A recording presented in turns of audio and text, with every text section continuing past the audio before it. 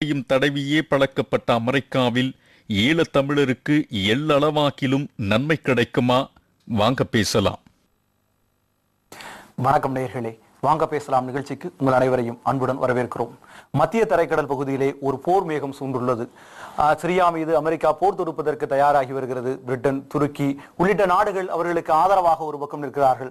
மற்றொரு புறம் இதற்கு முன்னால் கடந்த 2 ஆண்டுகளுக்கு முன்னால் இலங்கையில் நடைபெற்ற ஒரு மிகப்பெரிய இனப்படுகொலை. அப்போது சர்வதேச சமூகங்கள் எதுவும் இப்படி ஒரு உடனடியாக அப்படி ஒரு நடவடிக்கை எடுப்பதற்கு எந்த விதமான முன் ஏற்பாடுகளையும் செய்யாத பொழுது 1300 பேர் இறந்தவுடன் இவ்வளவு பெரிய ஒரு போருக்கு தயாராகி கொண்டிருக்கிறது சர்வதேச சமூகம். இலங்கையை இந்த சர்வதேச சமூகம் எப்படி பார்க்கிறது? சிரியாவை எப்படி பார்க்கிறது? சிரியாவின் மீது போர் தொடுப்பதற்கான தார்மீக உரிமைகள் ஏதாவது அமெரிக்காவிற்கு இருக்கிறதா? ஈராக், ஆப்கானிஸ்தானை தொடர்ந்து சிரியா மீதும் எண்ணெய் வளத்திற்காக போர் தொடுக்க தொடங்குகிறதா?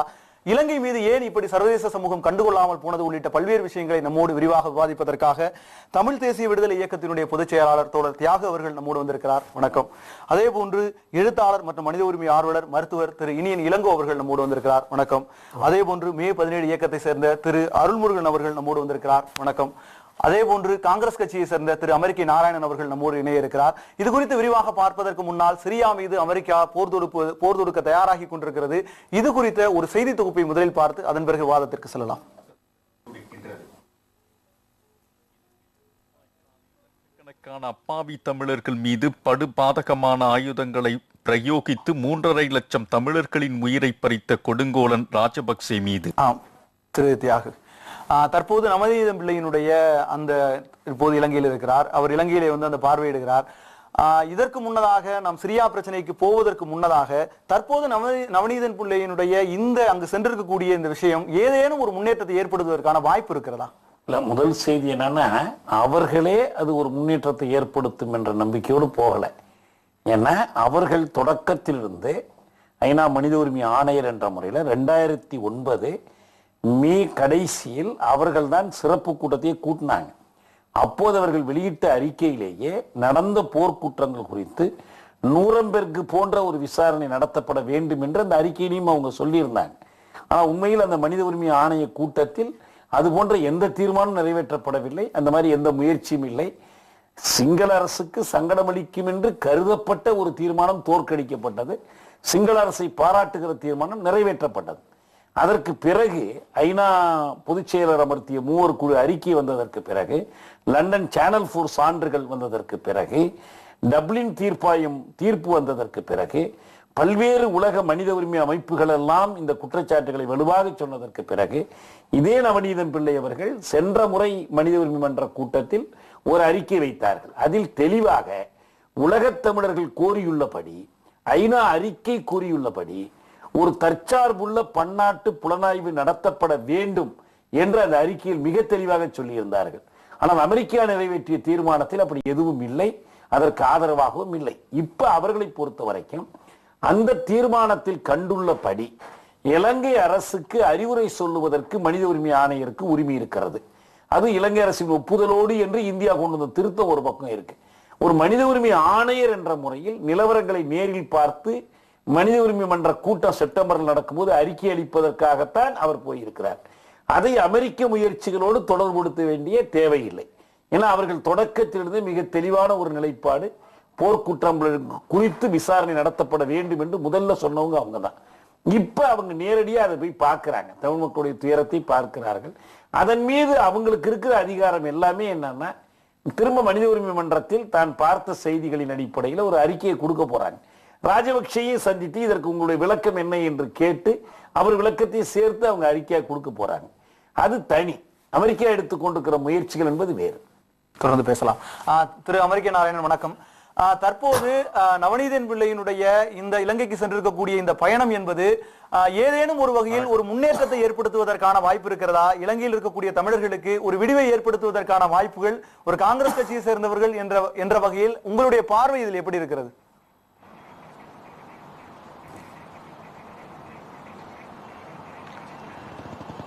நான் திரு நவனி பிள்ளை அவர்களுடைய இந்த பயணத்தில் இலங்கை தமிழர்களுக்கு நல்லது நடக்க வேண்டும் என்று நான் நம்புகிறேன், நடக்கும் என்றும் நான் நம்புகிறேன். ஏன்னா ஏற்கனவே இவங்க சொன்ன மாதிரி இலங்கை தமிழர்களுக்காக மனித உரிமை இருக்கும்போது அவங்க தான் முதல்ல குரல் கொடுத்து ஐநாவில் அதற்கான ஏற்பாடுகளை கவனித்தது சவுத் ஆப்பிரிக்காவை சார்ந்த தமிழர் வழிவந்த நமது நவநீதம் பிள்ளை. இப்ப என்னால அவங்க போய் வந்திருக்காங்க. இந்த அறிக்கை நல்லது தமிழர்களுக்கு நடக்கும் என்று நம்புவோம். ஆனா அவங்க இந்த அறிக்கையை அடுத்த மாதம் ஐநா மனித உரிமை கவுன்சில் கூட்டத்தில் கொடுப்பதாக சொல்லிருக்காங்க.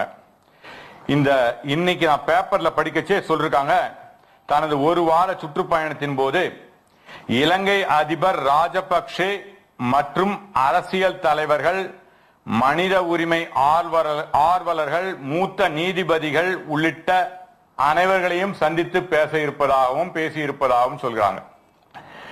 இத அவர்களே இவங்க ராஜபக்சே கிட்டதான் பேசியிருக்காங்க. ராஜபக்சே ஒரு கொலை குற்றவாளி என்று நானும் நம்புகிறேன். அதுல எந்த விதமான கருத்து வேற்றுமையும் வேண்டாம். ஆனால் இன்று அவர் இலங்கையின் அதிபர் என்ற முறையிலே ஐநாவினுடைய மனித உரிமை கவுன்சிலே இதை கொண்டு வந்த பிள்ளை அவரை சந்தித்து பேசுவதிலே எந்த தலைவரும் இங்கே அவர் மீது குற்றம் சொல்லவில்லை. ஆனால் இதே கருத்தையே தான் எங்களது தலைவர் ஞானதேசிகன் அவர்கள் வலியுறுத்தியுள்ளார் என்பதை மட்டும் கோடிட்டு காட்ட விரும்புகின்றேன். தொடர்ந்து பேசலாம் திரு அமெரிக்க நாராயணன். தற்போது அந்த சிரியாவிலே நடைபெற இருக்கக்கூடிய அல்லது அமெரிக்கா தற்போது ஒரு செயலை நகர்த்தி கொண்டிருக்கக்கூடிய அந்த செயல் ஏன் அங்கு ஏற்பட்டது என்பது குறித்த ஒரு செய்தி தொகுப்பை பார்த்துவிட்டு தொடர்ந்து பேசலாம்.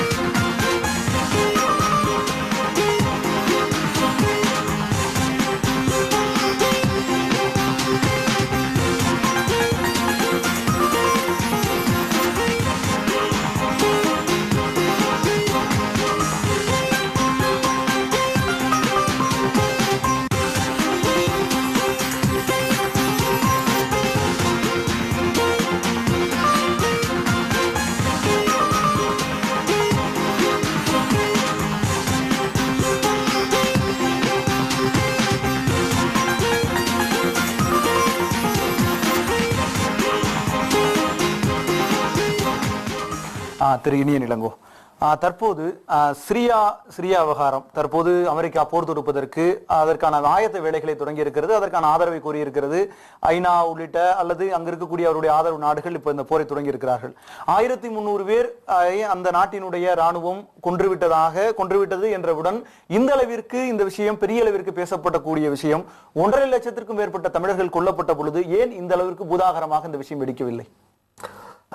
சிரியா நாடு என்பது அமெரிக்காவின் பூகோள அரசியல் நோக்கங்களுக்கு லாபம் தருவதாக சிரியா மீது படையெடுப்பது அமெரிக்காவுக்கு அமைகிறது. சிரியா மீது படையெடுப்பதன் மூலம் அமெரிக்காவின் பூகோள நலன்கள், பூகோள அரசியல் நலன்கள், பூகோள பொருளாதார நலன்கள், Jio political goals, Jio economic goals என்று ஆங்கிலத்திலே கூறுவார்கள்.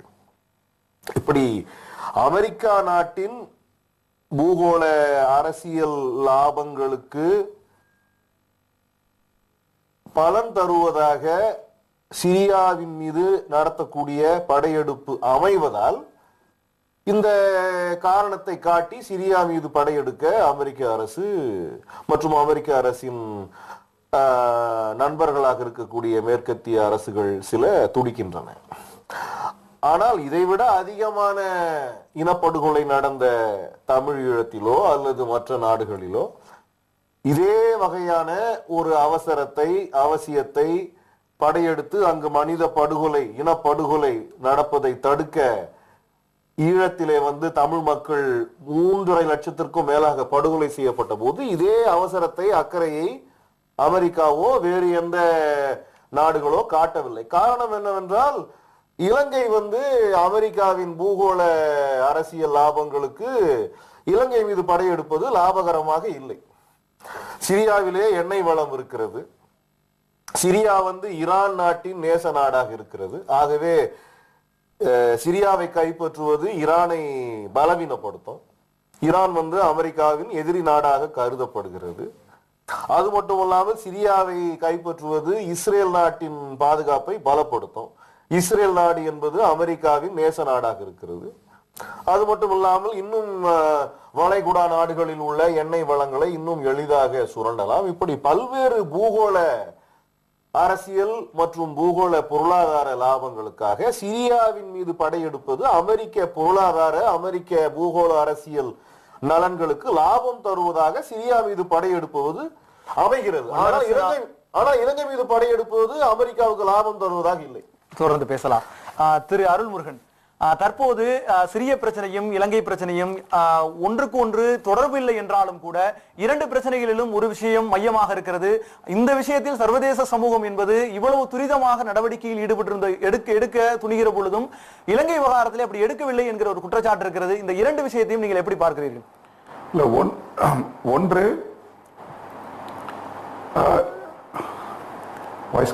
சொல்லுங்க சொல்லுங்க அருள்முருகன், கேக்குது. ஒன்று அரப் ஸ்பிரிங் சொல்றேன், எக்கோ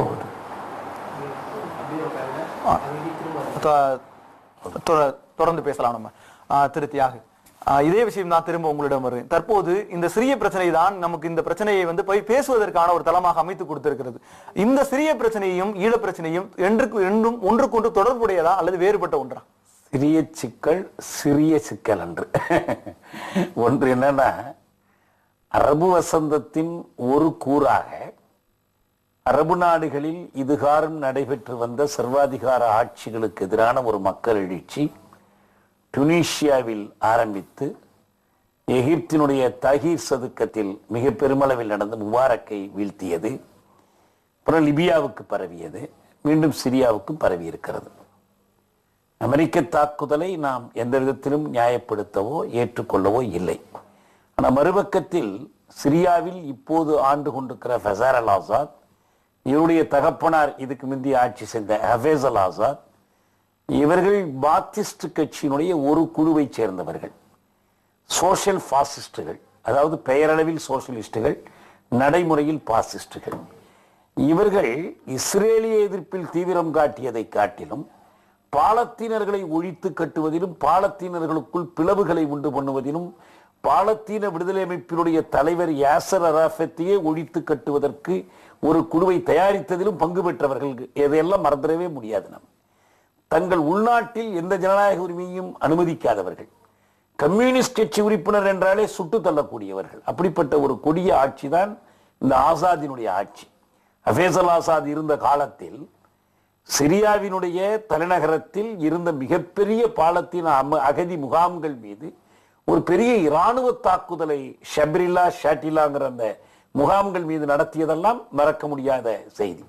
எனவே அந்த மக்களுடைய உணர்வு, எழுச்சி, ஜனநாயகம் வேண்டும் என்பதற்கான போராட்டம் நியாயமானது. அந்த போராட்டத்தை ஒரு ஜனநாயக முறையில் பேசி தீர்ப்பதற்கோ ஒரு தேர்தல் நடத்தி முடிவுக்கு கொண்டு வருவதற்கோ அப்படி இல்லாமல் ஒரு ஆயுத மோதலாக மாற்றியதற்கான முதல் பொறுப்பு சிறிய அரசை சாரும். அப்ப இந்த இராணுவத்திற்குள் பிளவு ஏற்படுகிறது, எதிர்ப்பாளர்களும் ஆயுதமேந்தி போராடுகிறார்கள். இந்த சூழலை பயன்படுத்தி கொண்டு அமெரிக்கா இங்கே குறுக்க நுழைகிறது. ஆப்பம் பிரித்து கொடுக்கிற குரங்கின் கதையாகவோ அல்லது எரிகிற கொள்ளியில் வீட்டில் பிடுங்கியது லாபம் என்பது போலவோ அமெரிக்க தலையீடு என்பது இதில் அமைகிறது. நமக்கு ஒன்று நன்றா தெரியும், சதாம் ஹுசைன் சர்வாதிகாரி, குர்திஷ் மக்கள் மீது ரசாயன குண்டுகளை பயன்படுத்தியவர், பல விதத்திலும் அந்த மக்களை அடக்கி ஒடுக்கி வைத்திருந்தவர் தான். ஈரானோடு அந்த நாட்டிற்கு 10 ஆண்டு காலம் போர் நடத்தியவர், குவைத்தின் மீது படையெடுத்தவர். ஆனால் சதாம் ஹுசைன் மீது படையெடுப்பதற்கு அமெரிக்கா சொன்ன காரணம் பேரழிவு ஆயுதங்களை பதுக்கி வைத்திருக்கிறார் என்று சொல்வதுதான். நாட்டையே கைப்பற்றி சதாமையும் தூக்கிலிட்டு எல்லாம் முடித்த பிறகு உலகிற்கு சொல்லப்பட்ட செய்தி எந்த பேரழிவு ஆயுதமும் ஈராக்கில் இல்லை என்பதுதான். எனவே அமெரிக்கா எந்த பொய் சொல்லியாவது இன்னொரு நாட்டில் தலையிடுவதற்கு தன் படையை இப்ப கூட ஒண்ணும் இல்லை. இதையே ஐநா பாதுகாப்பு மன்றத்தில் ஒரு தீர்மானமாக கொண்டு வந்து செய்ய முடியும். ஆனால் ருஷ்யாவும் சைனாவும் வீட்டோ பயன்படுத்துவாங்க. குவைத் மீது முதல் படையெடுப்பு ஐநாவின் பெயரில் நடத்தப்பட்டது. இரண்டாவது படையெடுப்பை ஐநா அனுமதிக்காத போது அமெரிக்காவும் பிரிட்டனும் மட்டும் போய் படையெடுத்தாங்க. இப்ப ஆப்கானிஸ்தான்ல அதேதான் நிலைமை. எனவே அமெரிக்கா என்பது உலகம் முழுவதையும் கட்டி ஆளக்கூடிய உலக போலீஸாக தன்னை பாவித்துக் கொள்ளுகிறது. ஏன் இதை ஈழத் தமிழர்கள் தொடர்பாக காட்டல? இது நீங்க இப்ப கேட்டுக்கிறீங்க. ஆனா இந்த கேள்வியை 2013 ஜெனீவா மனித உரிமை மன்ற தீர்மானம் கொண்டு வரப்பட்ட போது சர்வதேச பொது மன்னிப்பு கழகம் சுட்டிக்காட்டியது. சிரியா தொடர்பான அமெரிக்க தீர்மானம் சிரிய படைகள் எந்தெந்த வகையில் போர்க்குற்றங்கள் புரிந்திருக்கின்றன, எந்தெந்த இடத்தில் எத்தனை பேரை சாகடித்திருக்கின்றன, இதற்கு யார் சாட்சி என்பதெல்லாம் அமெரிக்காவினுடைய அந்த அறிக்கையில் தெளிவாக இருந்தது.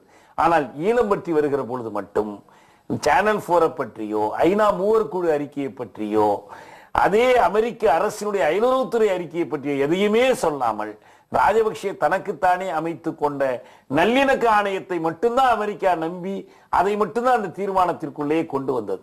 எனவே இது ராஜபக்சேயை காப்பாற்றுகிற ஒரு முயற்சி. இங்க ஆசாதை ஒழித்து கட்டுறதுக்கு அவங்க முயற்சி பண்றாங்க, இங்க இவரை காப்பாற்ற முயற்சி பண்றாங்க. ஏனென்றால் ராஜபக்சேயை காப்பாற்றுவதன் மூலம்தான் இந்திய அமெரிக்க சிங்கள அச்சு என்பது தெற்காசியாவில் வெற்றி பெற முடியும். அதுக்கான ஒரு முயற்சி தான் அது. அங்க அப்படி கிடையாது. இஸ்ரேலுக்கு பொருத்தமான ஆட்சிகளை அரபு நாடுகளில் உருவாக்குவதற்கு இதை ஒரு சந்தர்ப்பமா பயன்படுத்துறாங்க. எகிப்தில் இதை நம்ம ஏற்கனவே பார்த்துக்கிட்டு தான் இருக்கிறோம். தொடர்ந்து பேசலாம். திரு அமெரிக்க நாராயணன், தற்போது இந்த சிரிய விவகாரத்தில் அமெரிக்கா தலையிட தொடங்கி இருப்பது அவர்களுக்கு, அதாவது அமெரிக்காவிற்கு இந்த சிரியாவினுடைய மனிதர்கள் கொல்லப்படுவதில் அவர்கள் மீது அந்த மனித உரிமை மீறல்கள் உள்ளிட்ட விஷயங்களில் கேள்வி கேட்பதற்கான ஒரு தார்மீக உரிமை அவர்களுக்கு இருக்கிறதா? ஈராக் மீது படையெடுத்த, ஆப்கானிஸ்தான் மீது போர் தொடுத்த அமெரிக்காவிற்கு ஒரு தார்மீக உரிமை இருக்கிறதா?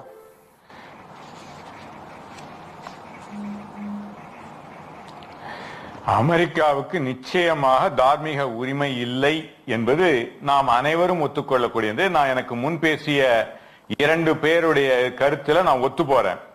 இது ஒண்ணு அமெரிக்காவுக்கு புதுசு இல்ல. நீங்க அமெரிக்காவில் இருக்க CIA உடைய பழைய ஆவணங்கள்ல வெளியிட்டதுல கூட ஈரான்ல எப்படி ஷா ஆஃப் ஈரானை கொண்டு வந்து அந்த நாட்டுல அவர்களுடைய எண்ணெய் வளத்தை எடுத்துக்கொள்வதற்காக எப்படி அந்த அரசை தூக்கி எறிந்தார்கள் என்பது வரலாறு. அது அமெரிக்காவுடைய இப்பொழுது சமீப காலத்தில் வெளியிடப்பட்ட ஆவணங்களே அந்த உண்மையை ஒத்துக்கொள்கின்றன. அமெரிக்காவை பொறுத்த வரைக்கும் அவங்களுக்கு ஒண்ணுதான், they look at their interest. அவங்களுக்கு எது நல்லதோ அதைத்தான் அவங்க இது பண்ணாங்க. மற்ற நல்ல ஜனநாயகம் மற்ற பேர்ல அமெரிக்கால ஜனநாயகம் தழைத்தோங்கி இருக்கிறதுல சந்தேகம் வேண்டாம். ஆனா மற்ற நாடுகள்ல இவர்கள் தங்களுக்கு எது சாதகமோ அதை சாதகமாக பேசி முடிக்கக்கூடியவர்கள் அமெரிக்கர்கள். அதுல எந்த விதமான கருத்து வேற்றுமையும் இருக்க முடியாது. That's all they do. தொடர்ந்து பேசலாம். ஆனால் அமெரிக்காவுடைய இத பத்தி கம்பேர் பண்ணச்சு ஏன் சிரியால செய்தத இலங்கையில செய்யல அப்படின்ற ஒரு கேள்விய நீங்க கேட்டீங்க. பலரும் பல விதமான பதில் கொடுத்தாங்க. அதுல அந்த வளம் இல்லைன்றதை எல்லாரும் சொன்னாங்க, அது ஒரு காரணமாக சொன்னாங்க. ஆனால் அதை விட ஒரு முக்கிய காரணம் என்னன்னா, அமெரிக்காவை பொறுத்தவரை அவர்களுக்கு சைனா ஒரு செக் வைக்கிறது. அவர் சொன்னாரு ஐநால போய் இதை எடுத்து செஞ்சிருக்கலாம், அங்க நடக்கிறது சிரியால அசாத் செய்யறது தவறுன்னு சொன்னாரு. அவர் சொன்னது முழுதும் உண்மை. அப்படி இருக்கச்சே அதை செய்யாம இருக்கிறதுக்கு சைனாவும் இதுவும் பண்றாங்க. இங்க இவங்க இதெல்லாம் சொன்னாங்க. இங்க ராஜபக்சேவுடைய குற்றத்தை பெரிதுபடுத்தவில்லைன்னு. அதே குற்றத்தை எனக்கு முன் பேசியவர்களிடம் நான் வைக்கிறேன். அவர்கள் கூறியது உண்மை. ராஜபக்சேவுடைய குற்றத்தை அவர்கள் பெரியதாக எடுத்து சொல்லவில்லை என்பது உண்மை. அதை நான் ஏற்றுக்கொள்கிறேன்.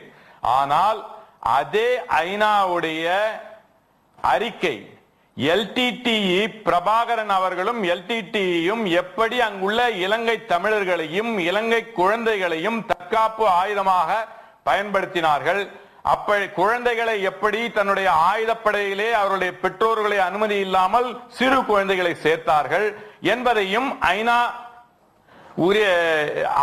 ஆவணங்கள் கூறியன. ஆனா இங்க இருக்கவங்க எல்லாம் அதை மறைக்கிறார்கள். அதை நான் இங்கு மக்கள் மன்றத்திலே தெளிவுபடுத்த விரும்புகிறேன். தொடர்ந்து பேசலாம். தொடர்ந்து பேசலாம்.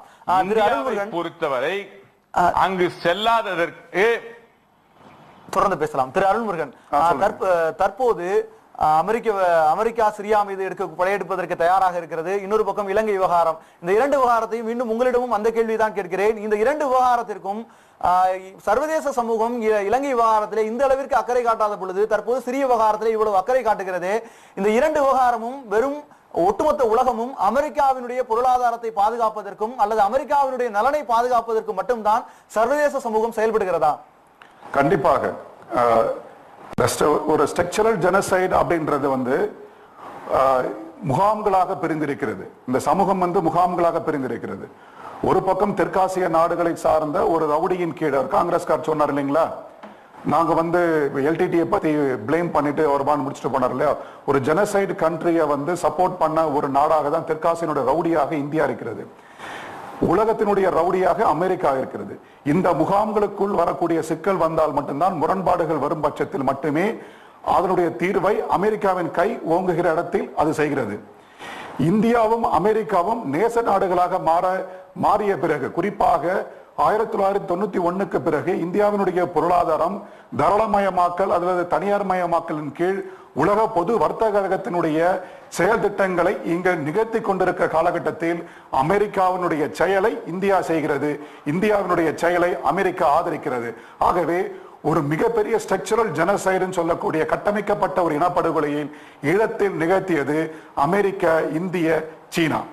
இதனுடைய நலன்கள் அங்கு பாதிக்காத வகையில் தான் ஈன் அப்படின்னு சொல்லக்கூடிய ஐநா சபை அதனுடைய நிர்வாக தன்மைகளில் மாற்றம் அடைந்து மறைத்து செயல்படுவதற்கான பல்வேறு ஆதாரங்களை தொடர்ச்சியாக நாம் வெளியிட்டுக் கொண்டிருக்கிறோம். ஆனா சிரியாவில் என்ன பண்றாங்கன்னா, சிரியாவில் வெப்பன்ஸ் மாஸ் WMDS சொல்றாங்க, வெப்பன்ஸ் ஆஃப் மாஸ் டிஸ்ட்ரக்ஷன் சொல்லிட்டு, இதுதான் ஈராக்கிலும் கொண்டு வந்தாங்க. ஒரு பெரிய கான்ஸ்பிரசியை முதல்ல ரெடி பண்றது 2002 அது ஸ்டார்ட் பண்ணது. அமெரிக்கா ஒரு கதையாடலை, ஒரு நரேஷனை கொண்டு வந்துட்டு இன்னைக்கு 2013 உடனடியாக இதுல ஒரு பெரிய நகை முரண் என்னன்னு சொல்றீங்கன்னா, இந்த ரெபல்ஸ் குரூப்ல சப்போர்ட்டிங் சைட்ல இருக்கிறது அல்கொய்தா. கடந்த 10 ஆண்டுகளாக அல்கொய்தாவை அழித்துவிட வேண்டும் என்ற அடிப்படையிலே மத்திய ஆசியாவிலும் மிடில் ஈஸ்ட் சொல்லக்கூடிய மிடில் ஈஸ்ட் பகுதி முழுவதும் அந்த போரை தொடர்ந்து நடத்தி கொண்டிருக்கக்கூடிய அமெரிக்கா இந்த சிரியா விவகாரத்தில் ஒரு ரெபல் சைட்ல இருக்கக்கூடிய அல்கொய்தாவுக்கு முழு ஆதரவை அளித்துக் கொண்டிருக்கிறது. இதுதான் ஒரு மிகப்பெரிய நகைமுரண். அவர்களுடைய நலன் சார்ந்த வகையில் மட்டுமே தான் செய்கிறது. இதை நீங்க ஒரு நவ காலனி ஆதிக்கம் சொல்ல, 2ஆம் உலகப் போருக்கு பிறகு 2 முகாம்களாக பிரிந்த ஒரு சமூகம் இன்று ஒற்றை சமூகமாக கீழ் என்று அமெரிக்காவின் ஆதிக்கத்தின் கீழ் மொத்தமாக அரசியல் நடைமுறை என்பது ஒரு செயல்பட்டு கொண்டிருக்கிறது. அப்படிதான். ஏன்னா அமெரிக்காவுக்கு எந்த தார்மீக நலனுமே கிடையாது. முதல் ஒரு அது கெமிக்கல் வெப்பன்ஸ் யூஸ் பண்ணதுன்னு பாத்தீங்கன்னா, ஆரஞ்சு ஏஜென்ட் சொல்லக்கூடிய வியட்நாம்ல தான் பண்ணாங்க. 5 லட்சம் குழந்தைகள் 4 லட்சம் மக்கள் படுகொலை செய்யப்பட்ட வியட்நாம் வார்ல மிகப்பெரிய தொடர்ந்து பேசலாம் திரு அருண்முருகன், தொடர்ந்து பேசலாம். இந்த இலங்கையிலே தற்போது நமது பிள்ளை அங்கு சென்றிருப்பதும் இந்த சிறிய விவகாரம் குறித்தும் இந்திய மக்கள், தமிழகத்தை சேர்ந்த தமிழர்கள் சில கருத்துக்களை முன்வைத்திருக்கிறார்கள். அந்த கருத்துக்களை தற்போது பார்க்கலாம்.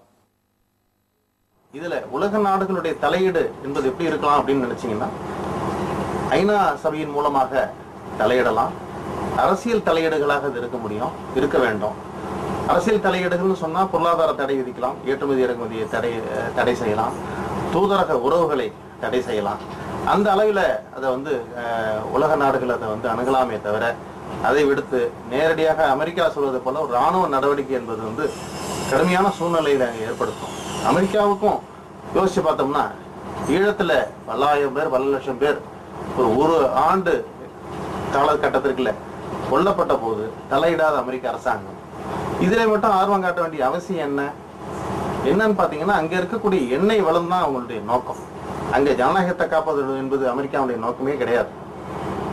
இங்க இலங்கையை எடுத்துக்காட்டா பார்க்கலாம், தென்னாப்பிரிக்காவை பார்க்கலாம். தென்னாப்பிரிக்காவில் 27 ஆண்டுகள் நெல்சன் மாண்டேலா சிறையில இருந்தார். கடுமையான போராட்டம் நடந்தது. அன்னைக்கு அவங்க ராணுவ தலையீடு எதையும் செய்யவே இல்லையே. அங்கெல்லாம் காட்டாத ஆர்வம் இங்க மட்டும் காட்ட வேண்டிய அவசியம் என்ன? ஈராக்கு, சிரியா என்று அவர்கள் காட்டக்கூடிய இடம் எல்லாம் பார்த்தீங்கன்னா அது எண்ணெய் வளம் சார்ந்ததாகத்தான் இருந்துகிட்டு இருக்கு. இந்த அப்படி ராணுவ தலையீடு ஏற்பட்டு அங்க இருக்கக்கூடிய அரசாங்கத்தை மாற்றுவதாக இருந்தால் என்ன நடக்கும்? இன்னைக்கு ஆப்கானிஸ்தான்ல அரசாங்கமே இல்லாத சூழ்நிலை தான் இருக்கு. ஈராக்ல அரசாங்கமே இல்லாத சூழ்நிலை தான் இருந்துகிட்டு இருக்கு. அப்போ அது போல ஒரு சூழ்நிலை தான் திரும்பவும் சிரியால ஏற்படுங்கிறத நம்ம இந்த விஷயத்தை நம்ம அணுகணும். நிச்சயமாக உலக நாடுகளின் தலையீடு என்பது ராணுவ தலையீடாக இருக்கவே கூடாது.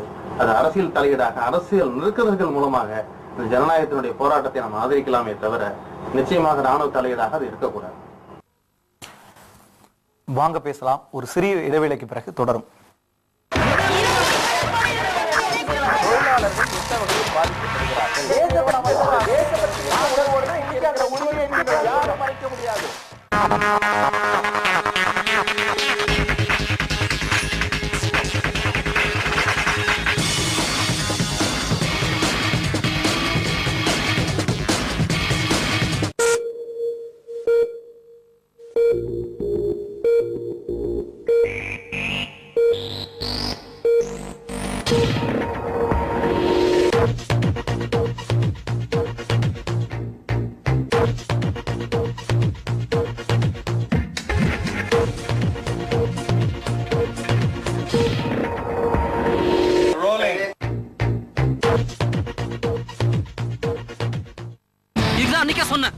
இன்னைக்கு வெட்றேன். நீட்ட எப்படி பண்ண? என்ன பண்ணுறோங்கப்பா? கொண்டு வரா?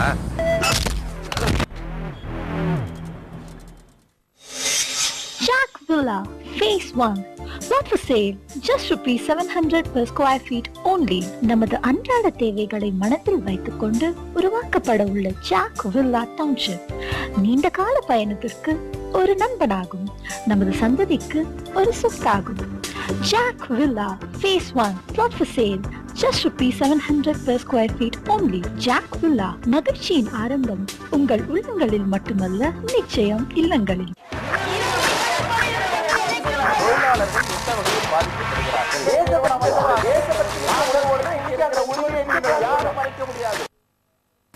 நேயர்களே, வாங்க பேசலாம் தொடர்கிறது. திரு இனியன் இளங்கோ, தற்போது ஒரு பக்கம் இந்த நாடுகள் ஆதரவு, பிரான்ஸாக இருக்கட்டும், பிரிட்டனாக இருக்கட்டும், துருக்கி உள்ளிட்ட நாடுகள் ஆதரவு தெரிவித்தாலும் கூட மற்றொரு பக்கம் சில நாடுகள் எதிர்ப்பு தெரிவிக்கவும் செய்கிறது. சீனா, ரஷ்யா உள்ளிட்ட நாடுகளாக இருக்கட்டும், அதை தவிர்த்து மற்ற நாடுகளும் கூட இந்த விஷயத்தில் எதிர்ப்பு தெரிவிக்கிறார்கள். எதிர்ப்பு தெரிவிக்கக்கூடிய பல நாடுகள் கூட இந்த இலங்கை விவகாரத்திலே இந்த அளவிற்கு ஒரு தற்போது, அதாவது இந்த மனித உரிமை மீறல்களோ இந்த விஷயத்தை முன்னெடுத்து செல்வதில் ஒரு பெரிய அளவிற்கான ஒரு ஆக்கப்பூர்வமாக செயல்பட்டது போன்று தெரியவில்லை. அதாவது நண்பர் அருள் முருகன் அவர்கள் கூறியது போல, இந்த உலக நாடுகளுக்கு, குறிப்பாக இந்த வல்லரசுகளாக கருதப்படக்கூடிய சீனா, ரஷ்யா, அமெரிக்கா, மேற்கு ஐரோப்பிய நாடுகள் போன்ற இந்த முன்னாள் காலனி ஆதிக்க நாடுகளாக இருந்த இந்நாள் வல்லரசுகளாக கருதப்படுகிற நாடுகளின் அரசுகளுக்கு மனித உரிமைகளை மேம்படுத்துவதோ அல்லது மக்களை காப்பதோ அல்லது மனித அறத்தை மேம்படுத்துவதோ நோக்கம் கிடையாது. அருள் முருகன் அவர்கள் கூறியது போல, இந்த நாடுகளின் பொருளாதார லாப நோக்கங்கள், பூகோள அரசியல் நோக்கங்கள், இவை தொடர்பாக லாபம் தருவதாக இருந்தால் இவைகள் போரில் ஈடுபடுகின்றன அல்லது மனித உரிமைகள் என்ற சாக்கிலே அக்கறை காட்டுகின்றன. இந்த நாடுகளின் பூகோள அரசியல் லாபங்களுக்கு, பூகோள பொருளாதார லாபங்களுக்கு பயன் தராத ஒரு பிரச்சனையாக இருந்தால், தமிழீழ மக்களின் இனப்படுகொலை போல, அந்த பிரச்சனையில் இந்த வல்லரசு நாடுகள் அக்கறை காட்டுவது கிடையாது.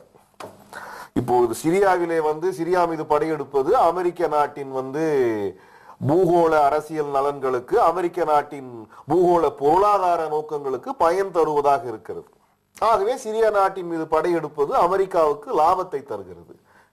ஈழத்திலே தமிழ் ஈழ மக்களை காப்பாற்றுவதற்காக ஈழத்தின் மீது படையெடுப்பது அமெரிக்காவுக்கு லாபம் தருவதாக இல்லை. அதே போல சீனாவுக்கும் லாபம் தருவதாக இல்லை, ரஷ்யாவுக்கும் லாபம் தருவதாக இல்லை. இன்னும் சொல்ல போனால் ராஜபக்சே இனப்படுகொலை அரசை காப்பது சீனாவுக்கும் ரஷ்யாவுக்கும் அமெரிக்காவுக்கும் லாபம் தருவதாக இருக்கிறது. ஏனென்றால் சீனாவும் இலங்கையிலே முதலீடு செய்திருக்கிறது, ரஷ்யாவும் இலங்கையிலே முதலீடு செய்திருக்கிறது, இந்தியாவும் செய்திருக்கிறது, அமெரிக்காவும் செய்திருக்கிறது. ஆகவே இவர்களுடைய லாபத்தை காப்பாற்றுவதாக இருந்தால் அது இனப்படுகொலை அரசாக இருந்தாலும் இவர்கள் கண்டும் காணாமல் போய்விடுவார்கள் என்பதுதான் ஒரு சர்வதேச அரசியல் நிதர்சனமாக இருக்கிறது. தொடர்ந்து பேசலாம். திருத்தியாக விமர்சனத்திற்கு அப்பாற்பட்டவர்கள் என்று இந்த உலகத்தில் யாருமே கிடையாது என்று சொல்வார்கள். அந்த அடிப்படையில் தான் திரு அமெரிக்க நாராயணன் அவர்கள் எல்டிடி மீது வைத்த கருத்தை எடுத்துக்கொள்ள முடியுமா? அதாவது இப்ப நம்முடைய ஒரே ஒரு கேள்விதான், ஐநா மூவல்லுநர் குழு அறிக்கை, மார்சுகி தாருஸ்மேன், சூகாமியர், ஸ்டீவ் ராட்னர் 3 வல்லுநர் குழு கொடுத்த அறிக்கை. அந்த அறிக்கையில் சிங்கள அரசு பற்றி சொல்லப்பட்டிருக்கிற குற்றச்சாட்டுகள் கிரெடிபிள் அலிகேஷன்ஸ், நம்பத்தக்க குற்றச்சாட்டுகள். அதே போல விடுதலை புலிகளுக்கு எதிராக சொல்லப்பட்டிருக்கிற குற்றச்சாட்டுகள் கிரெடிபிள் அலிகேஷன்ஸ்.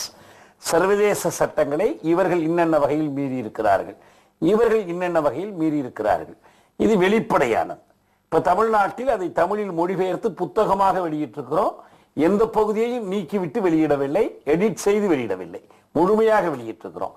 நாம் சவால் விட்டு கேட்பதெல்லாம் அந்த அறிக்கை கூறியுள்ளபடி ஒரு தற்சார்புள்ள பன்னாட்டு புலனாய்வு கோரிக்கையை நாங்கள் கேட்கிறோம். எல்டிடி மீது நடத்தட்டும், சிங்கள அரசு மீது நடத்தட்டும். காங்கிரஸ் அந்த கோரிக்கையை முன்வைக்க தயாரா?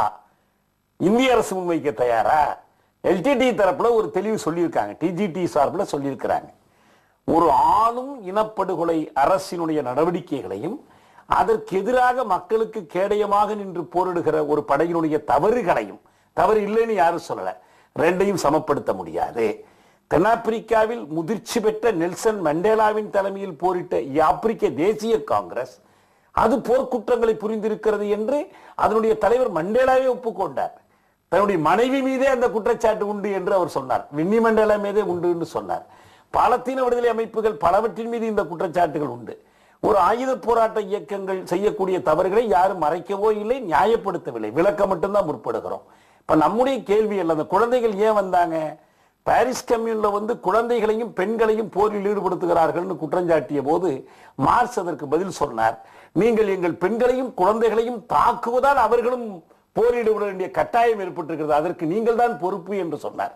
இன்னும் சொல்ல போனால் ஈழத்தில் பெண்கள் ஆயுதப்படையாக உருவாவதற்கு காரணமே ராஜீவ் அனுப்பிய இந்திய கொலைகாரப்படை நடத்திய கொடுமைகள் தான்.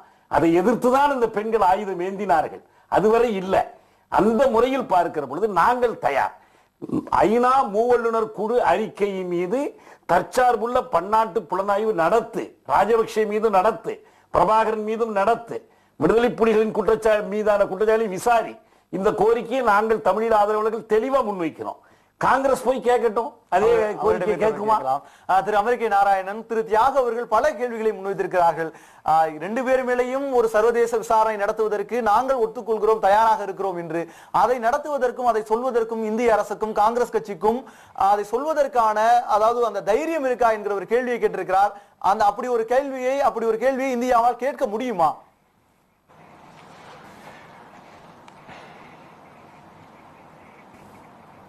முதல்ல அவர் எந்த பொறுப்பும் இல்ல, என்ன வேணாலும் பொறுப்பு இல்லாம பேசிட்டு போயிடலாம். இவர்கள் எல்லாம் முன்னுக்கு பின் முரணாக பேசியவர்கள், முன்னுக்கு பின் முரணாக பேசுபவர்கள். முதல்ல ஜெனிவால எடுக்கச்சே இவங்க எல்லாம் இந்தியா அமெரிக்க தீர்மானத்தை ஆதரிக்கவில்லைன்னு ஒரு தமிழ்நாட்டில் பெரிய போராட்டத்தை ஆதரிக்க போவதில்லைன்னு எடுத்தாங்க. அப்புறம் அதை ஆதரிச்சிட்டோம். ஏதாவது ஒண்ணு இந்தியா மீதும், இவர்கள் இந்திய பிரஜைகளா இல்லை எந்த பிரஜைகளான்னு எனக்கு புரியல, இவர்கள் இந்தியாவின் மீதும் காங்கிரசின் மீதும் ஏதோ ஒரு குற்றம் சாட்ட வேண்டும் என்று கூறுகிறார்கள். நாங்கள் அவர்கள் மேலும் பேசுகின்ற போல வாய்ப்பு பேச முடியாது.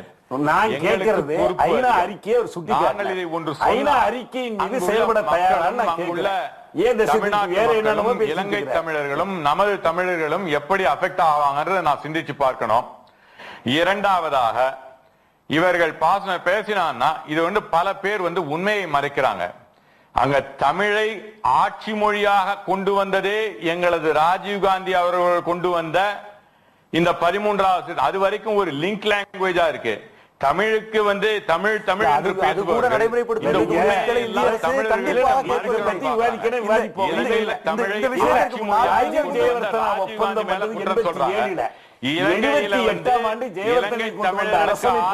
குரல் கொடுத்தது இந்திரா காந்தி அவர்கள்.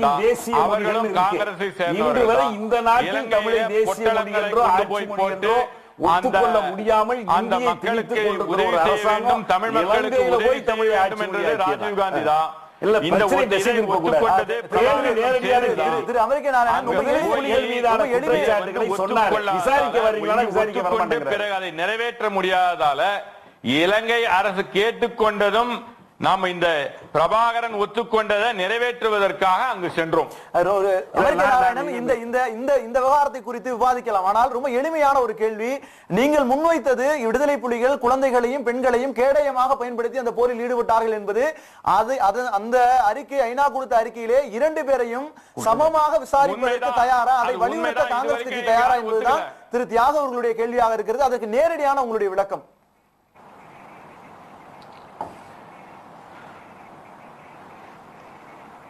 அவருக்கு தான் சொல்லிட்டேன். என்னுடைய நேரடியான விளக்கம் என்னவென்றால், அது தவறு யார் செய்ததாலும் நான் ரொம்ப தெளிவா தான் இருக்கேன். ராஜபக்சே அவர்கள் போர்க்குற்றங்கள் செய்திருக்கார்ல எந்த விதமான கருத்து வேற்றுமையும் இருக்க முடியாது. அதனால இன்னும் ராஜபக்சேக்கு நாங்க வக்காலத்து வாங்க வேண்டிய அவசியம் கிடையாது.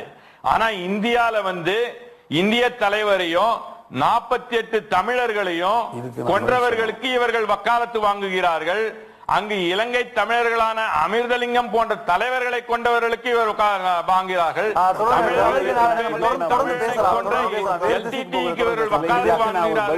ஏதாவது வெட்கம் இருக்கிறதா தமிழகத்தை பற்றி பேசுவதே நான் கேட்கிறேன். கொஞ்சம் இருக்குங்க. அவர் தொடர்பில்லாத கருத்துக்களை சொல்றாரு. அதுக்கு பதில் சொல்லுங்க. முக்கியமான கேள்வி.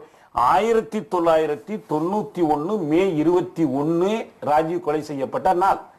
1987 ஜூலை 29 இந்திய படை ஈழத்தின் மீது நுழைந்த நாள். 1997 செப்டம்பர் 15 திலீபன் உண்ணாவிரதம் தொடங்கிய நாள். செப்டம்பர் 16 அன்று இரவு பிரபாகரன் பேச்சுவார்த்தைக்கு வரும்போது அவரை முடிந்தால் கைது செய்யுங்கள், இல்லையேல் சுட்டுக் கொள்ளுங்கள் என்று ராணுவ தளபதி ஹர்கிரத் சிங்குக்கு உத்தரவு போட்டவர் ராஜீவ் காந்தி. பிரபாகரனை கொலை செய்ய சதித்திட்டம் போட்டு அமைதி பேச்சுவார்த்தைக்கு வெள்ளை கொடியோடு வந்தவரை சுட்டுத்தள்ள உத்தரவிட்டவர் ஹர்கிரத் சிங் தன்னுடைய ஐபிகேஎஃப் ஸ்டோரி ரீடோல்டு புத்தகத்தில் வெளிப்படையாக இந்த குற்றச்சாட்டை சொல்லியிருக்கிறார். இந்த குற்றச்சாட்டை உறுதி செய்திருக்கிறார். இதுவரை சோனியா மறுத்ததில்லை, காங்கிரஸ் மறுத்ததில்லை, அந்த புத்தகத்தை தடை செய்ததில்லை. எனவே கொலை முயற்சி முதலில் செய்தது ராஜீவ் காந்தி தான். எனவே ராஜீவ் காந்தி கொல்லப்பட்டது என்பது பின்னால் நடந்தது. யார் செய்திருந்தாலும் நான் ராஜீவ் கொலையை நியாயப்படுத்தல. ஆனா ஒன்று சொல்லுகிறேன், ஐபிகேஎஃப் கொலைகளை காரணமாக சொன்னால் ராஜீவ் கொலைக்கான காரணத்தை இந்திய உச்சநீதிமன்றமே சொல்லி இருக்கிறது. நீங்க இந்திய படை இன்னொரு நாட்டின் மீது படையெடுத்து ஆக்கிரமிப்பு, அந்த நாட்டு மக்களை கொன்று அந்த நாட்டு பெண்களை கெடுத்து சீரழித்ததற்கு பிறகு நீங்கள் அப்படியே இந்தியா இந்தியான்னு பாதுகாக்கணுங்கிற தேவை எங்களுக்கு இல்ல. எங்கள் இனம் தமிழினத்தை அழித்தது இந்தியா.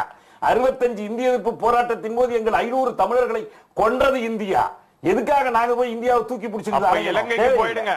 அப்ப இலங்கைக்கு போயிடுங்க. இங்க தமிழகத்துல நீங்க நாட்டை விட்டு டெல்லிக்கு போயிடுங்க. தமிழ்நாட்டுல உங்களுக்கு வேலை கிடையாது. தமிழ்நாட்டுக்கு துரோகம் இழைக்கிறவர்களுக்கு தமிழ்நாட்டுல வேலை கிடையாது. தமிழ்நாட்டுல கட்சி நடத்தாதீங்க. நீங்க ராஜீவுடைய கொலை இங்க யாரும் நியாயப்படுத்தவில்லை. திரு அமெரிக்க நாராயணன், அதாவது நீங்கள் முன்வைத்த கேள்விக்கு தான் அது தொடர்கிறது. தமிழ் மக்களை கொன்ற ராஜபக்சேவை நான் எதிர்க்கிறேன். தமிழ் மக்களை கொன்ற பிரபாகரனையும் நான் எதிர்க்கிறேன். தமிழ் மக்களை கொன்ற ராஜீவ் காந்தியையும் எதிர்க்கிறேன். சொல்லுங்க, ஏன் அதை மட்டும் விட்டுறீங்க?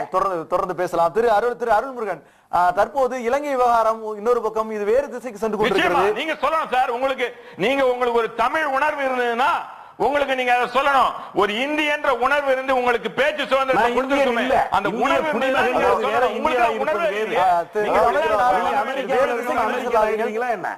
ஒரு கருத்து சொல்ல விரும்புறேன். அதாவது அமெரிக்க அரசு வியட்நாமிலே லட்சக்கணக்கான வியட்நாமிய மக்களை கொண்டு குவித்த போது ஆயிரக்கணக்கான அமெரிக்க பிரஜைகள், அமெரிக்க மக்கள் அமெரிக்க அரசை எதிர்த்தார்கள். அமெரிக்க அரசை எதிர்த்து போராடினார்கள். நோம் சோம்ஸ்கி உள்பட இப்படி அமெரிக்க அரசை எதிர்த்து போராடியவர்களை தேச துரோகிகள் என்றோ, இவர்கள் அமெரிக்கர்கள் இல்லை என்றோ இவர் அமெரிக்க நாராயணன் போல யாரும் சொல்லவில்லை. ஆகவே என்னுடைய தாய்நாடு, என்னுடைய தாய்நாட்டின் அரசு தவறு செய்தால் அதை தட்டி கேட்பது, என்னுடைய தாய்நாட்டு அரசு போர்க்குற்றம் செய்தால், ஒரு மனித உரிமை மீறல் செய்தால் அதை தட்டி கேட்பது இந்திய குடிமகனாக என்னுடைய கடமை. அதை செய்தால் இந்திய குடிமகன் கிடையாது, நான் இந்தியன் கிடையாதுன்னு சொல்ல அவருக்கு உரிமை இல்லை. நிச்சயம் அதை நான் ஐயா அதனால வந்து ஐயா ஈழத்துல வந்து ஒரே ஒரு நிமிஷம், நீங்க சொன்னது முழுசா ஆதரிக்கிறேன். ராஜீவ்காந்தி நமது அரசு எந்த அரசா இருந்தாலும் எங்க அரசு இருந்தாலும் ஐயா ஒரே ஒரு நிமிஷம் நான் பேச விடுங்க ப்ளீஸ். பேசுங்க ஐயா, ஒரே ஒரு நிமிடம் என்ன பேச விடுங்க. நீங்கள் சொல்வதை நான் முழுமையாக ஆதரிக்கிறேன். எனக்கு ரொம்ப சந்தோஷமா இருக்கு நீங்க சொல்றது. நாங்க செஞ்சது காங்கிரஸ் செய்த தப்பையும் நீங்க கேட்கல, எந்த விதமான தவறும் கிடையாது. ஆனால் வெளிநாட்டில் உள்ள ஒரு தமிழன் என்ற பெயரிலே தமிழனை கொன்றவனை நீங்கள் ஆதரிக்கின்றீர்களே, அதை ஏன் என்று நான் கேட்கின்றேன். எங்களை தப்பு செஞ்சா தட்டி கேளுங்க, எங்களை பதவியில நீக்குங்க, ஓட்டு போடுங்க, அதெல்லாம் நான் வரவேற்கிறேன். ஏன்னா நாங்க அந்த உரிமையை வாங்கி இந்த காங்கிரஸ் தான் வாங்கி கொடுத்தது. அதை காப்பாற்ற நாங்கள் எங்கள் பதவியே போனாலும் சரி நாங்கள் காப்பாற்றுவோம். அதனால உங்களுக்கு அந்த உரிமை இருக்கிறது, அதை நான் முழுமையாக ஆதரிக்கிறேன். ஆனா தமிழ்நாட்டில் நம்ம இங்க வந்து கொன்ற ஒரு நபரை நீங்கள் ஏன் ஆதரிக்கிறீர்கள்? தமிழன் என்ற பெயரிலே தமிழர்களை கொன்றவர்களை நீங்கள் ஏன் ஆதரிக்கிறீர்கள்? உங்களுக்கு வெட்கமாக இல்லையா என்று நான் கேட்கிறேன். நாட்டுல போய் அவனை கொண்டு வந்தீங்களே, பிரபாகரன் வந்து தமிழின போடுகளை தனிப்பட்ட நபர் மீதோ அல்ல தனிப்பட்ட விஷயம் மீதோ இங்க யாரும் பேசவில்லை. ஈழத்தில் இருக்கக்கூடிய தமிழ் மக்கள் அங்கு அதாவது 1.5 லட்சம் பேர் கொலை செய்யப்பட்டிருக்கிறார்கள். அங்கு மிகப்பெரிய ஒரு இன படுகொலை நடைபெற்றிருக்கிறது. அது சம்பந்தமான விஷயமாக இருக்கும் பொழுது நீங்கள் அங்கிருந்து இன்று வரைக்கும் ராஜீவ்காந்தி படுகொலையுடைய முழுமையான விவரங்கள் எதுவுமே இன்று வரை நிரூபிக்கப்படாத பல சந்தேகங்களுக்கு உரிய வகையில் இருக்கக்கூடிய ஒரு விஷயத்தை அவருக்கு நேரடியாக நியாயப்படுத்தி விட முடியாது. அவர்களுக்கு நாதியே இல்லையா? இந்தியாவில் சேர்ந்த இல்லது தாய் தமிழகத்தை சேர்ந்தவர்கள் இந்த கேள்வியை கேட்கக்கூடாது என்பதுதான் காங்கிரஸ் கட்சியின் நிலைப்பாடா? அவர்களுக்கு ஆதரவாக குரல் கொடுக்க தமிழகத்தில் யார் குரல் கொடுக்க கூடாதா? எதுவுமே வரல, கேட்கல. இந்திய நீங்க நல்லா கேட்கலாங்க. ஐயா ஒரே ஒரு நிமிஷம் நீங்க கேளுங்க, தயவு செஞ்சு எங்க தவறையும் தட்டி கேளுங்க, நாங்க பதில் சொல்றோம், நியாயமானது. ஆனா அதே நேரத்தில் எல்டிடி செய்த தவறை தவறு என்று சொல்லுங்கள். எல்டிடி நம் நாட்டில் வந்து நம் தலைவரை கொன்றதை தவறு என்று சொல்லுங்கள், தண்டிக்கப்பட வேண்டும் என்று சொல்லுங்கள்.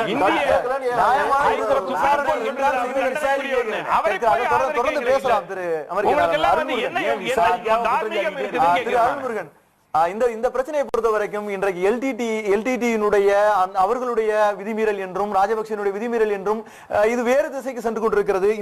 இந்த விவாதத்தை நாம் வேறு தளத்தில் இதை நடத்தலாம். தற்போது இந்த சிறிய விவகாரம் என்பது மிக முக்கியமான விஷயமாக இருக்கிறது. ரஷ்ய சமூக ஏகாதிபத்தியத்திற்கும் அமெரிக்க ஏகாதிபத்திய ஆதரவு, இந்த 2 ஆதரவு நாடுகளுக்கு இடையிலான ஒரு மிக முக்கியமான ஒரு போர் சம்பந்தப்பட்டது அல்லது அவர்களுடைய நலம் சம்பந்தப்பட்ட விஷயமாக இது மாறிக்கொண்டிருக்கிறதா இந்த சிறிய விவகாரம்? ஆமா, கண்டிப்பா. அதாவது 2ஆம் உலக போருக்கு பிறகு நீங்க வந்து வரலாறு வந்து பிரிட்டன் உட் கான்ஃபரன்ஸ்ல வந்து உருவாக்கப்படுது. அது நவ வரலாறுன்னு சொல்லலாம், இல்ல புதிய காலனி ஆதிக்கம் என்ற ஒரு வரையறை வந்து அதன் பிறகு வருது. அப்போ அதன் பிறகு உலக நாடுகளுடைய மக்களை பிரித்தாளுகின்ற தன்மை என்பது பொருளாதார ரீதியாகவும் நிலப்பரப்பின் ரீதியாகவும் ஒரு ஆதிக்கம் புதிய வகையை நோக்கி நகர்கிறது. அந்த அடிப்படையினுடைய நீட்சியாக தான் சிரியாவிலிருந்து இப்ப வருது. இப்ப வந்து இவங்க என்ன சொல்றாங்க, அரப் ஸ்பிரிங்னு சொல்றாங்க. அரப் ஸ்பிரிங் வந்து கடந்த 3 ஆண்டுகள் துனிஷியாவில் ஆரம்பிச்சு இன்னைக்கு வந்து சிரியா வரைக்கும் இதுக்கு. இந்த அரப் ஸ்பிரிங் என்றது வந்து ஒரு ஸ்பான்சரான ஒரு ரெபெல் தான். ஒரு ஸ்பான்சர்ஷிப் வந்து பென்டகனுடைய நேரடியான ஸ்பான்சர்ஷிப் அல்லது ஐரோப்பிய யூனியனுடைய நேரடியான ஸ்பான்சர்ஷிப் கீழே நிகழக்கூடிய ஒரு தன்மையாக இருக்கு. ஆனா இந்த அரப் ஸ்பிரிங் நடக்கக்கூடிய நாடுகள்ல வந்து சர்வாதிகாரங்கள் இருக்கு, பல்வேறு விஷயங்கள் இருப்பது என்று மாற்று கருத்து கிடையாது. ஆனா முழுக்க நீங்க பாத்தீங்கன்னா 2ஆம் உலக போருக்கு பிறகு அமெரிக்காவினுடைய மூலதன திரட்சியோ மூலதன நலன் இன்மையோ எந்த வந்து ஒரு ஃபண்டமெண்டல் ஸ்டேட்லயுமே நகரல. அதுதான் வந்து ஒரு ரெஃபரன்ஸ், நிறைய ரெஃபரன்ஸ் வந்து கொடுக்க முடியும். உதாரணத்துக்கு அல்கொய்தா இருக்கக்கூடிய நாடுகள்லயோ ஈராக்லயோ ஈரான்லயோ அமெரிக்காவுடைய மூலதனம் நீக்கப்படலை. உலகில் மூலதனம் நீக்கப்பட்ட 2 புரட்சின்னு சொன்னீங்கன்னா ஒரு சைனா புரட்சியை சொல்ல, ரஷ்ய புரட்சியை சொல்ல, அதன் பிறகு வியட்நாம்ல இருந்து அதுக்கப்புறம் நீங்க வந்து கியூபா வரைக்கும் சொல்லலாம். இந்த மிடில் ஈஸ்ட்ல எங்கேயுமே அமெரிக்காவுடைய நலன் சாரல. அப்ப ரெஜிமெண்ட் சேஞ்சுக்கு வந்து ஒரு ஸ்பான்சர்ஷிப் தான் இருக்கு. அது இப்ப நீங்க ஒரு 10 நாள் முன்னாடி சிஏ உடைய டீகிளாசிபிகேஷன் வந்துச்சு. அவங்க என்ன சொல்றாங்கன்னா 54 ஈரானுடைய அரசாங்கத்தை நாங்கள் தான் தகர்த்தெறிந்தோம். எந்த அடிப்படையில் தகர்த்தெறிந்தோம் என்று சொன்னால் அவர்கள் பெட்ரோலை எல்லாம் அரசுடைமையாக்கினார்கள். அதன் அடிப்படையில் அங்க ஒரு மத புரட்சியை நகர்த்தி கொண்டு வேறு ஒரு அரசாங்கத்தை நிறுவனம் சொல்றாங்க. இதே இப்ப சிரியா விஷயத்துல கூட பாத்தீங்கன்னா அடுத்த 40 ஆண்டுகளுக்கு பிறகு சிஏ வந்து ஒரு டாக்குமெண்ட் வெளியில டீகிளாசிபிகேஷன் பண்ணலாம். நாங்க தான் இந்த வந்து ரெபல்ஸை உருவாக்கணும், நாங்க தான் சப்போர்ட் பண்ணணும்னு. இப்ப நீங்க ஒரு மிகப்பெரிய உதாரணம், சென்ற ஆண்டு வந்து ஐநாவுடைய அதிகாரி சொல்றாரு, ஒரு ரசாயன ஆயுதத்தை வைத்திருந்தது வந்து rebels group, western backed rebels group இருப்பதற்கான அதிகாரி சென்ற ஆண்டு மார்ச் மாதம் வந்து அவர் ஒரு அறிக்கையை வெளியிட்டிருக்காரு. ஆக ஈழத்திலும் சரி சிரியாவிலும் சரி மேற்குலக நாடுகளுடைய நலன் சார்ந்து மட்டுமே அந்த போர் நடத்தப்படுகிறது. நீங்க ஈழத்துல வந்து வரலாற்றை மறுப்பது என்பது காங்கிரசினுடைய மிகப்பெரிய ஒரு அவமானகரமான போக்கா இருக்கு. நேற்று நீங்க எதுக்கு நான் காங்கிரஸ்க்கு வருகிறேன் என்றால் 176 ஃபைல்ஸ் நிலக்கரி ஊழல் சம்பந்த ஃபைல் வந்து காணாம போச்சுன்னு சொல்றாங்க. வீட்டுல ஒரு சாதாரண ஒரு மல்லிகை பெட்டியில ஒரு காணாம போனா கூட அப்பா வந்து சண்டை போடக்கூடிய ஒரு சூழல் இருக்கக்கூடிய தேசத்துல 176 ஃபைல் காணும்னு சொல்றது எந்த விதமான தார்மீகமான பொறுப்போ தகுதியோ காங்கிரஸ் கட்சிக்கு அரசியல் வரலாற்றில் நவீன அரசியல் வரலாற்றில் பேசுவதற்கான வாய்ப்புகளே இல்லை என்பதுதான் என்னுடைய பதிலா இருக்க முடியும். ஏன்னா திசை திருப்ப அவர் மேடை பேச மாதிரி பேசிட்டு இருக்காரு. அவருடைய சொந்த மேடையில் பேசுவது போன்ற இந்த விவாதம் என்பது சிரியா சார்ந்தோ அல்லது ஈழ போராட்டம் சார்ந்தோ இல்லை. ஈழத்தினுடைய விஷயத்துல ஐநாவினுடைய தோல்வி என்பது மிக மிக அவமானமான விஷயமா பார்க்கலாம். நீங்க நவம்பரில் ஒரு அறிக்கை சொல்றாங்க, மனிதநேய செயல்பாடுகளுக்கான ஒரு ஒருங்கிணைப்பு அலுவலகம் தொகுத்து ஒரு அறிக்கை வெளியிடுறாங்க. இவ்வளவு பேர் இறந்துட்டாங்க, இவ்வளவு பேர் படுகொலை செய்யப்பட்டிருக்கார்கள், இவ்வளவு குழந்தை இறந்திருக்காங்கன்னு. அதுல ஜான் ஹோம்ஸ் வந்து ஒரு மெயில் அனுப்புறாரு, தயவு செய்து உலகத்திற்கு படுகொலை செய்யப்பட்ட மக்களினுடைய எண்ணிக்கையை சொல்லாதீர்கள் அப்படின்னா ஐநாவினுடைய இன்னொரு அதிகாரத்தை சார்ந்த விஷயம் இமெயில் அனுப்புறாங்க. அந்த இமெயிலுக்கான ஸ்டேட்மெண்ட் நாங்க வச்சிருக்கோம்.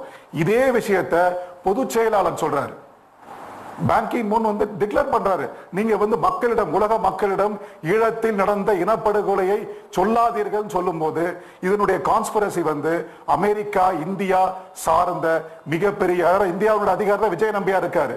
ஏன் இன்னைய வரைக்கும் மறுப்பு தெரிவிக்கல? போர் முடிஞ்ச உடனே ராஜபக்சே சொன்ன மிகப்பெரிய ஸ்டேட்மெண்ட், ஒரு எதிரி சொன்ன ஸ்டேட்மெண்ட், இந்தியாவினுடைய போரை நாங்கள் செய்தோம் என்று. இதுவரைக்கும் ஏன் காங்கிரஸ் வந்து எதிர்ப்பு தெரிவிக்கல?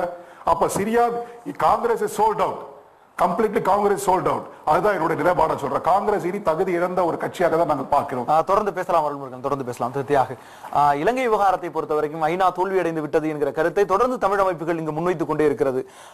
ஐநா இந்த விவகாரத்தை பொறுத்த வரைக்கும் தோல்வி அடைந்ததற்கான காரணம் பின்னால் ஐநாவை இயக்கக்கூடிய அல்லது ஐநாவில் உறுப்பு நாடாக இருக்கக்கூடிய வல்லரசு நாடுகளினுடைய நலன் சார்ந்துதான் ஐநாவும் இயங்குகிறதா?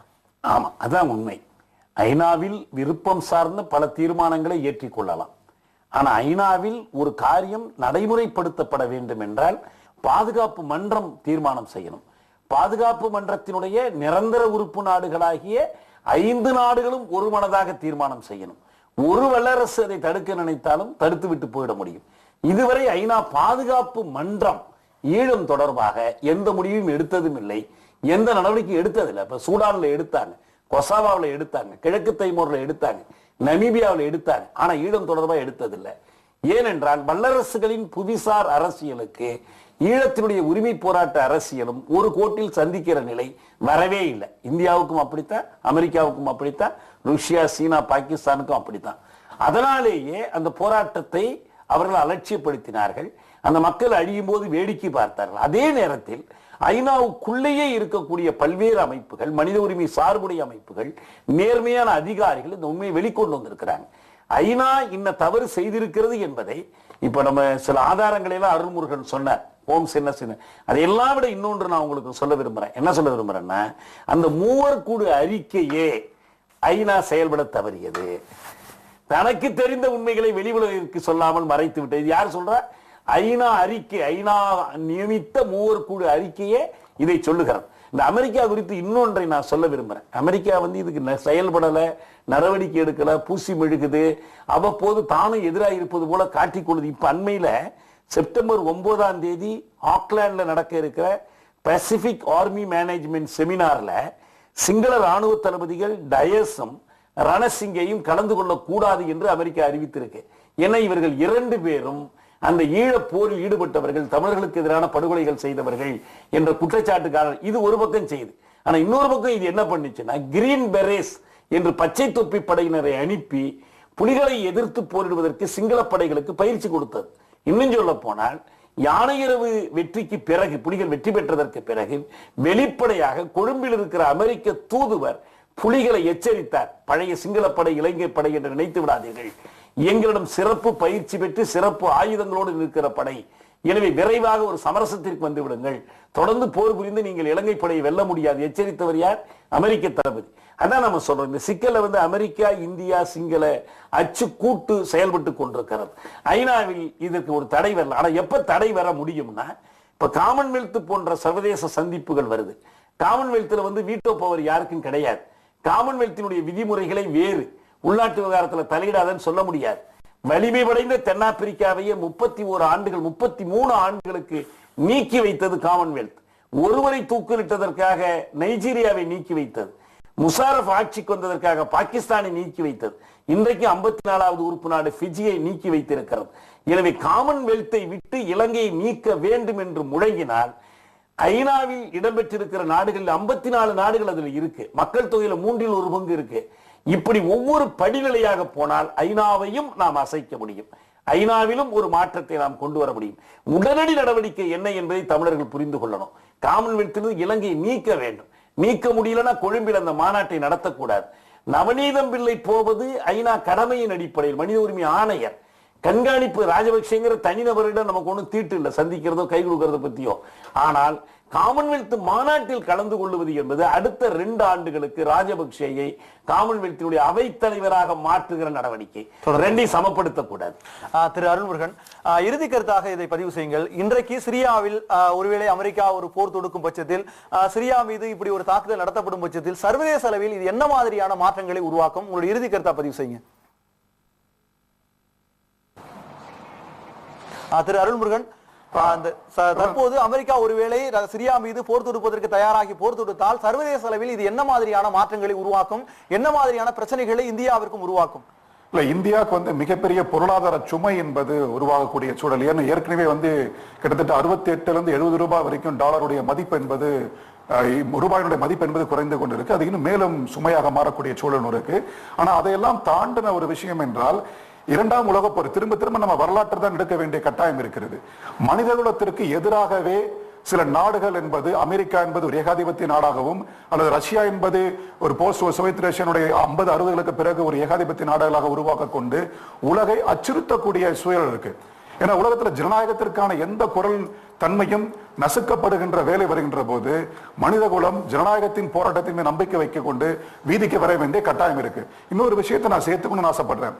தோழர் தியாகு சொன்னாரு, காமன்வெல்த் நிகழ்வை நாம் புறக்கணிக்க வேண்டும் என்று. ஒன்று, காமன்வெல்த் இலங்கையில் நடத்தக்கூடாது என்று. ஒன்று நாம் சேர்த்துக் கொள்ள வேண்டும். இந்திய அரசாங்கத்தினுடைய சதியின் ஊடாகவும் அமெரிக்க அரசாங்கத்தினுடைய சதியின் ஊடாகவும் 13வது அரசியல் சட்ட திருத்தத்தை கொண்டு அங்கு நிகழ்த்த இந்திய அரசாங்கமும் அமெரிக்க அரசாங்கம் சதி செய்து அதை முற்றிலுமாக புறக்கணித்து அந்த மக்கள் மாகாண கவுன்சில் இருந்து புறக்கணிக்க வேண்டும் என்பதும் நாம் சேர்த்துக் கொள்ள வேண்டும். உங்களுடைய இறுதி கருத்துக்கு நன்றி திரு அருள்முருகன். நேரம் குறைவாக இருக்கிறது. திரு அமெரிக்க நாராயணன், சிரியா மீது அமெரிக்கா போர் தொடுத்தால் தற்போது மத்திய தரைக்கடல் பகுதியில் அல்லது இந்தியாவிற்கு என்ன மாதிரியான பாதிப்பு ஏற்படும், சர்வதேச அளவில் என்ன மாற்றம் ஏற்படும், சுருக்கமாக உங்களுடைய இறுதி கருத்தை பதிவு செய்யுங்க.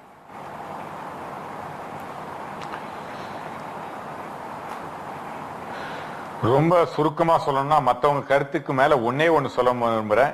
நம்முடைய பொருளாதாரத்தை இன்று பாதிக்கும். ஏன்னா அங்கேருந்து தான் உலகம் பூரா கச்சா எண்ணெய் வருது. அந்த மிடில் ஈஸ்ட்ல என்னைக்கெல்லாம் ப்ராப்ளம் வருதோ அப்போ கச்சா எண்ணெயுடைய விலை உலகத்துல எகிருது. நம்ம நாட்டை 70% கச்சா எண்ணெயை நம்ம இம்போர்ட் பண்றோம். அதனால கச்சா எண்ணெயுடைய விலை அதிகரிப்பதால நம்ம நாட்டை பெட்ரோல் விலை அதிகரிக்கும். அது மட்டும் இல்ல, இன்னைக்கு ருபீஸ் பிரைஸ் இதுவாகிறதுக்கும் அது ஒரு முக்கிய காரணம். இரண்டாவதா ஒரே ஒரு கருத்தை மட்டும் சொல்லி முடிக்கிறேன். இலங்கை மீனவர் பிரச்சனைகளை பொறுத்தவரை நமது இந்திய அரசு அங்கேயே கொண்டு போய் கப்பலை வைக்கணும்னா வைப்பாங்க. அதை வச்சாலே பாதி ப்ராப்ளம் வரும். ஆனா மீனவர்கள் அதை ஒத்துக்கிட்டாங்கன்னா இந்திய கப்பற்படையை அங்க நிறுத்திடலாம். உங்களுடைய இறுதி கருத்துக்கு நன்றி திரு அமெரிக்க நாராயணன். திரு நீல் லங்கோ, உங்களுடைய இறுதி கருத்து. அதாவது கேரள கடற்கரை ஓரத்தில் மீனவர்கள் கொல்லப்பட்ட பொழுது இத்தாலிய ராணுவ வீரர்களை இந்திய அரசு கைது செய்தது. இதுவரை பல நூறு தமிழக மீனவர்கள் சிங்கள படையால் கொல்லப்பட்டிருக்கிறார்கள். எத்தனை சிங்கள ராணுவத்தினரை இந்திய அரசு கைது செய்தது? ஒருவரை கூட கைது செய்யவில்லை. ஆகவே கேரள மீனவர்களுக்கு ஒரு நீதி, தமிழக மீனவர்களுக்கு ஒரு நீதியா? இது ஒரு மாற்றாந்தாய் மனப்பான்மை இல்லையா? இதை சொன்னால் காங்கிரஸ்காரர்களுக்கு கோபம் வரும். இரண்டாவது இன்றும் தமிழ் ஈழ மக்களுக்கு காவல்துறையில் தமிழர்கள் பணியாற்ற வருகிறது. இலங்கையில ஆயிரக்கணக்கான தமிழர்கள் இன்னும் தடுப்பு காவல் என்ற பெயரிலே சிறையில் வாடுகிறார்கள், நீதியின்றி வழக்கின்றி.